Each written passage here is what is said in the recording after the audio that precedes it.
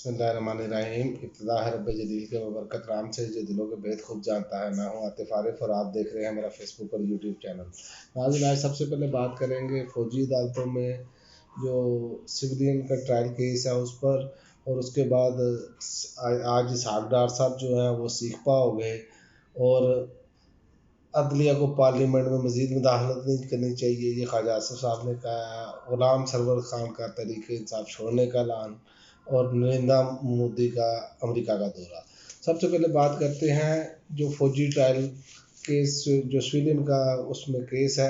सानिया 9 मई में गिरफ्तार अफराद का डाटा तलब कर लिया गया है और सिविलियन का फौजी अदालतों में ट्रायल रोकने के लिए हुक्म इम्तना की दरख्वास्त मुस्तरद कर दी गई है और हर चीज़ का जवाब हुक्म इम्तना नहीं होता।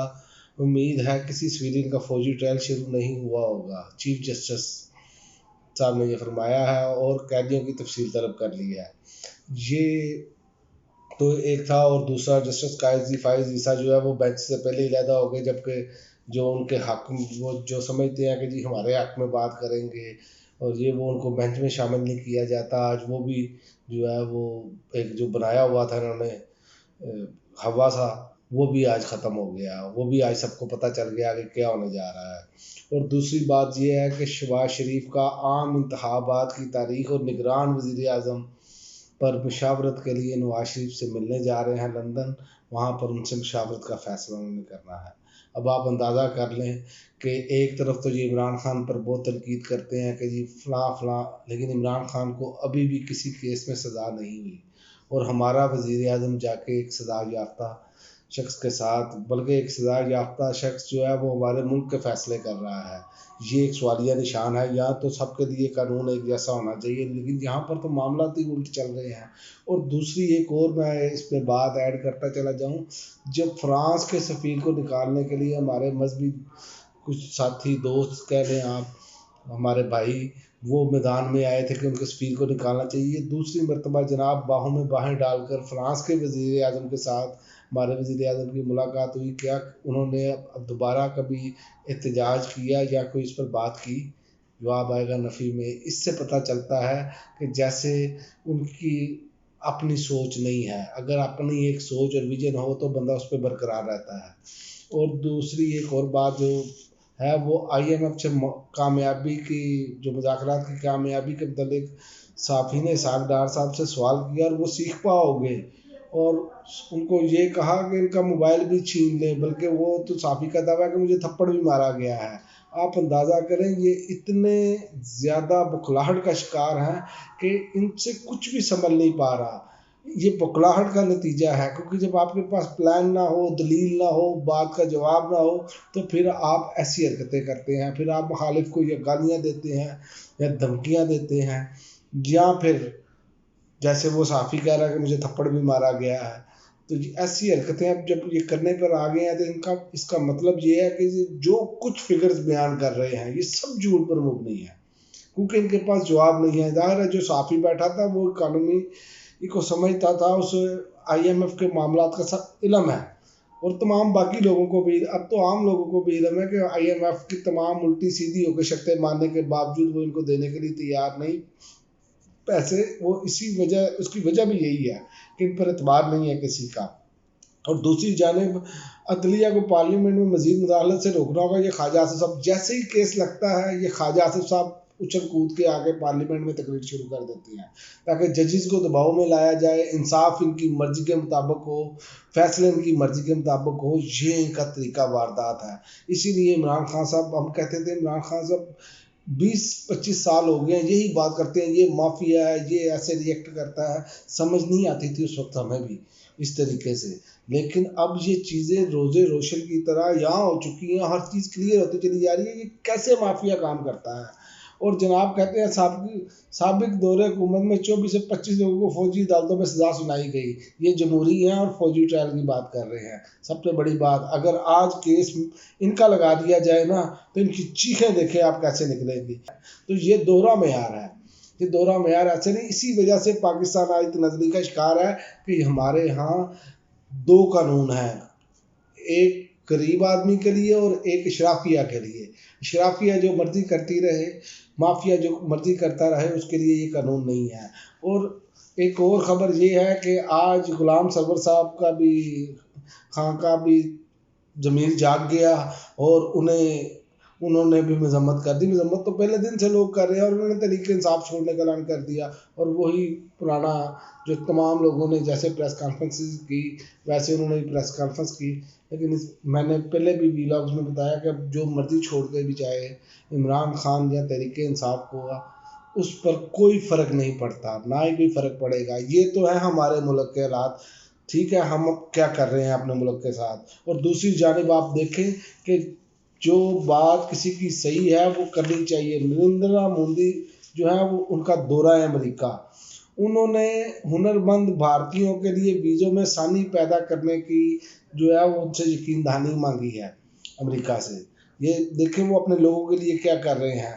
اور انہوں نے کہا کہ ہنرمند بھارتیوں کے وہاں رہنے اور ملازمت کرنے کے لیے ویزا توسیع کے سلسلے میں راہ ہموار کی جائے.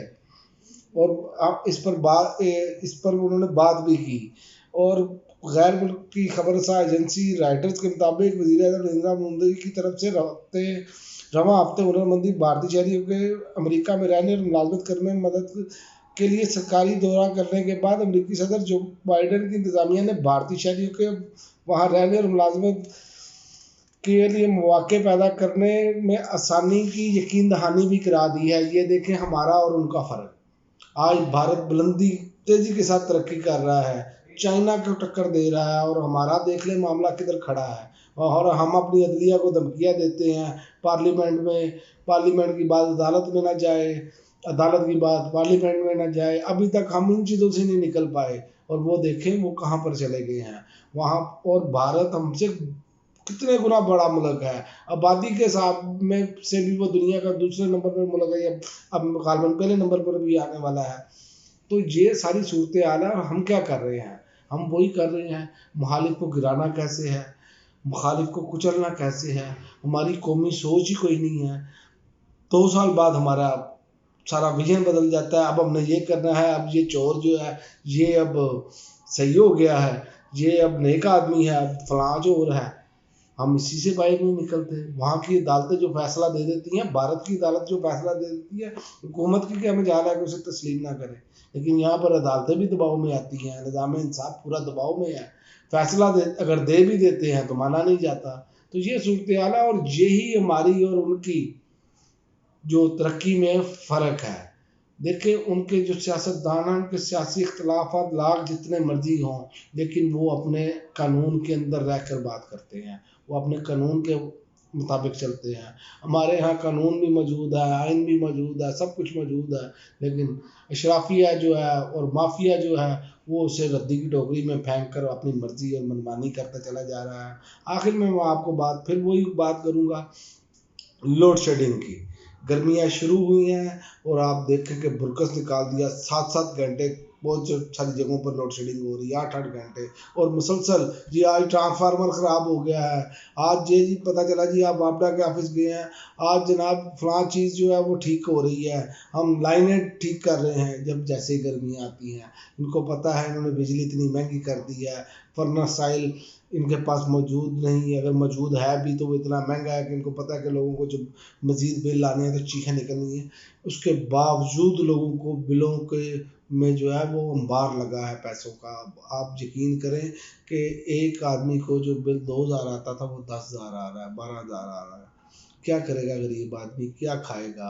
اور دوسرا اندیشہ وہ بھی میں پچھلے ویلاگ میں بات کر چکا ہوں کہ امپورٹ جو ہے وہ ہمارے پاس ڈالر نہ ہونے کی وجہ سے وہ تقریباً امپورٹر کہہ رہے ہیں کہ ہم نہیں کر پا رہے، تو اس سے بھی قلت پیدا ہوگی اور مہنگائی میں اضافہ ہوگا. یہ آپ عید کے بعد والے دنوں میں یہ دیکھیں گے اگر IMF نے ہمارا شیڈول ہمیں پیسے نہ دیے، جو اس کے امکانات انتہائی کم ہیں کیونکہ ہمارے سب سے بڑے رستو تو ساگڈار صاحب تھے، تو وہ ناکام ہو چکی ہیں اس میں ابھی تک. تو 14 ماہ گزر گئے ہیں اس حکومت کو اور آپ دیکھیں مزید کھائی کی طرف جا رہا ہے ملک اور اس کو نکالنے کے لیے کوئی اقدامات نہیں کیے جا رہے، کوئی عملی اقدام نہیں ہے سوائے اپنے کیسز ختم کرانے اور اپنے مفادات کا. آپ دیکھ لیں سڑکوں پر جائیں، فٹ پاتھوں کی ٹائلیں دوبارہ اکھاڑ کر दोबारा लगा रहे हैं, ग्रीन बेल्ट ख़त्म करके वहाँ पे फुटपाथ बना के वहाँ पे टाइलें लगा रहे हैं, यानी कि अपने ठेकेदारों को नवाजना है, इस तरह उन्होंने दौलत इकट्ठी करनी है, इस तरह कमीशनें खानी है, ये मामला चल रहा है। और गरीब आदमी लंबी लंबी कतारों में यूटिलिटी स्टोर्स के आगे खड़े हैं चीज़ें लेने के लिए, और ख़वातीन और बच्चे बूढ़े सब उसमें शामिल हैं। लेकिन हम हैं कि हम इस पर सोचने के लिए तैयार नहीं। हमारे साथ भारत है, वो देखें वो कैसे अपने लोगों के लिए काम कर रहे हैं, कैसे अपने लोगों की इज्जत बनाते हैं बाहर जाने के लिए, और हम अपने ओवरसीज़ पाकिस्तानियों के बारे में क्या कहते हैं वो आपके सामने है। ये ऑन रिकॉर्ड ख्वाजा आसिफ साहब असम्बली में फरमा चुके हैं, और भी बहुत सारे लोग असम्बली में ओवरसीज़ पाकिस्तानियों के बारे में ये चीज़ें कर चुके हैं, बल्कि पीपल्स पार्टी ने भी यहाँ तक कहा था कि ये लोग गुमराह हैं। तो वो देखें और आप हमको देखें कि हम कहाँ पे खड़े हैं, और हम अपने पाकिस्तानियों के लिए क्या करते हैं। पाकिस्तानी सफारत खाने में कोई ओवरसीज पाकिस्तानी चला जाए तो वहाँ पर भी रिश्वत का बाजार सरगर्म रहता है, बेशुमार शिकायतें मसूल होती हैं वहाँ पर भी। ये वहाँ बाहर अपने एजेंट खड़े किए होते हैं, वो पैसे मांगते हैं, फिर उनको अपने हिसाब से ट्रीट करते हैं। ये हमारी हालत है। फिर हम कहते हैं कि पाकिस्तान नीचे रह गया। पाकिस्तान इस नीचे रहने की वजह ये हमारे जो ज़ाती मफादात हैं ब्यूरोक्रेसी के। और आखिर में मैं एक और बात करूँ, यही ब्यूरोक्रेसी रिटायर्ड होकर फिर कोई ना कोई जॉब ले लेते हैं, तो नौजवानों को कैसे इसमें से हिस्सा मिलेगा, नौजवान कैसे आगे आएंगे, नौजवानों को कैसे रोज़गार मिलेगा। एक बंदा 55 साल 60 साल अपनी सर्विस पूरी करता है, फिर रिटायर होकर फिर वो किसी न किसी इदारे में आके सर पर मुसल्लत हो जाता है। ये असल वजूहत है हमारी, और इसलिए नौजवान मायूस होकर बाहर का रुख करते हैं। तो फिर हम कहते हैं कि जी यहाँ पर तो लोग रहते नहीं, पाकिस्तान में रहना नहीं पसंद करते, आप लोगों को पाकिस्तान में मौका ही नहीं देते। ये वो झोंके हैं जो पाकिस्तान को चिमटी पड़ी हैं, जो रिटायर्ड अपनी वो भी मज़ा पूरा लूटते हैं, और उसके बाद रिटायरमेंट के बाद फिर वो आके दोबारा सीटों पर बैठते हैं और मजे कर रहे हैं। नौजवानों को मौके नहीं मिल रहे। अब तक के लिए नाज़रीन इतना ही, इजाज़त दीजिए। अल्लाह हाफ़िज़।